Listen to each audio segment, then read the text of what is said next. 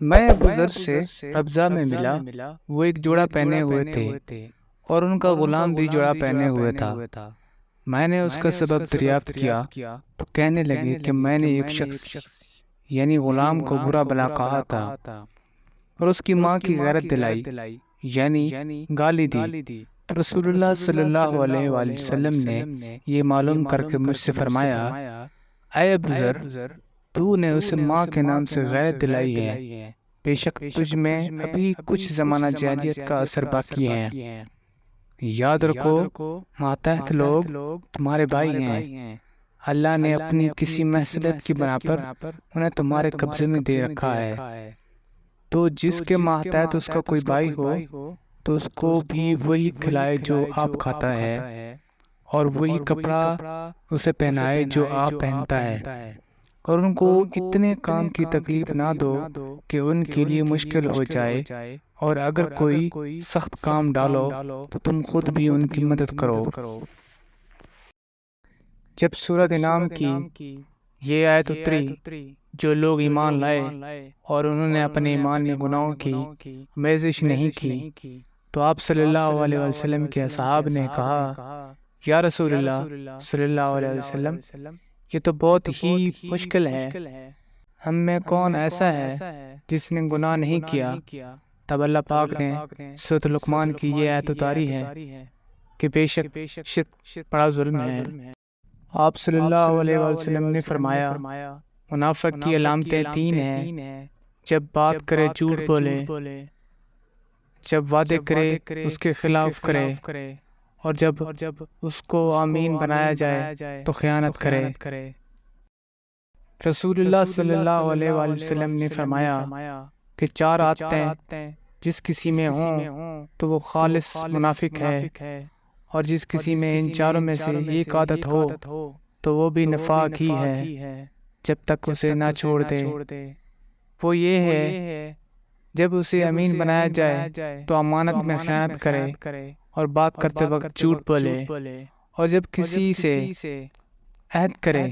تو اسے پورا نہ کرے، اور جب کسی سے لڑے تو گالیوں پر اتر آئے۔ اس حدیث کو شعبہ نے سفیان کے ساتھ حامش سے روایت کیا ہے۔ رسول اللہ صلی اللہ علیہ وآلہ وسلم نے فرمایا، جو شخص شب قدر ایمان کے ساتھ محض ثواب آخرت کے لیے ذکر و عبادت میں گزارے، اس کے گزشتہ گناہ بخش دیے جاتے ہیں۔ آپ صلی اللہ علیہ وسلم نے فرمایا کہ جو شخص اللہ کی راہ میں جہاد کے لیے نکلا، اللہ اس کا ضامن ہو گیا۔ اللہ تعالیٰ فرماتا ہے، اس کو میری ذات پر یقین اور میرے پیغمبروں کی تصدیق نے اس سرفروشی کے لیے گھر سے نکالا ہے، میں اس بات کا ضامن ہوں کہ یا تو اس کو واپس کر دوں ثواب اور مال غنیمت کے ساتھ، یا شہید ہونے کے بعد جنت میں داخل کر دوں۔ رسول اللہ صلی اللہ علیہ وسلم نے فرمایا، اور اگر میں اپنی امت پر اس کام کو دشوار نہ سمجھتا تو لشکر کا ساتھ نہ چھوڑتا،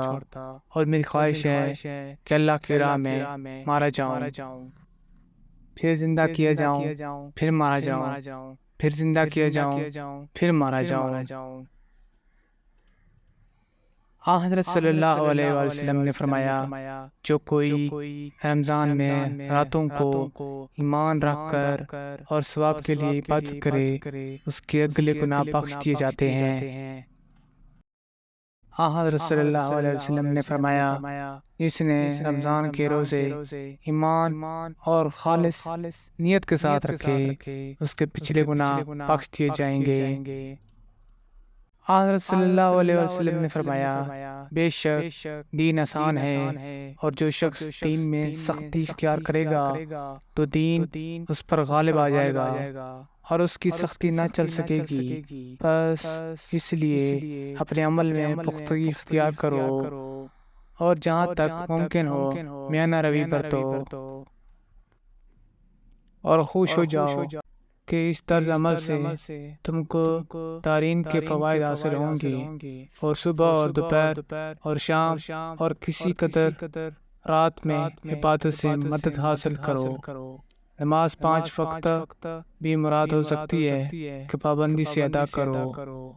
رسول اللہ صلی اللہ علیہ وسلم جب مدینہ تشریف لائے تو پہلے اپنے ننال میں اترے جو ابصار تھے، اور وہاں آپ نے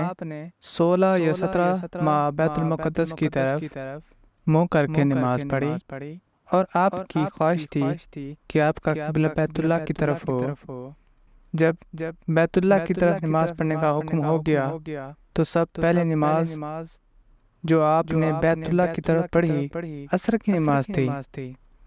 وہاں آپ صلی اللہ علیہ وسلم کے ساتھ لوگوں نے بھی نماز پڑھی۔ پھر آپ صلی اللہ علیہ وسلم کے ساتھ نماز پڑھنے والوں میں سے ایک آدمی نکلا اور اس کا مسجد بنی حارثہ کی طرف گزر ہوا، تو وہ لوگ رکوع میں تھے۔ وہ بولا کہ میں اللہ کی گواہی دیتا ہوں کہ میں نے رسول اللہ صلی اللہ علیہ وسلم کے ساتھ مکہ کی طرف منہ کر کے نماز پڑھی ہے۔ یہ سن کر وہ لوگ اسی حالت میں بیت اللہ کی طرف گھوم گئے،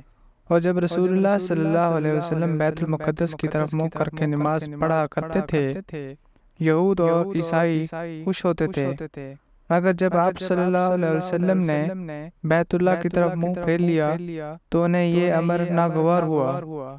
ظہیر ایک راوی کرتے ہیں کہ ہم سے ابو اسحاق نے برا سے یہ حدیث بھی نقل کی ہے کہ قبلہ کی تبدیلی سے پہلے کچھ مسلمان انتقال کر چکے تھے، تو ہمیں یہ معلوم نہ ہو سکا کہ ان نمازوں کے بارے میں کیا کہیں۔ تب اللہ نے یہ آیت نازل کی،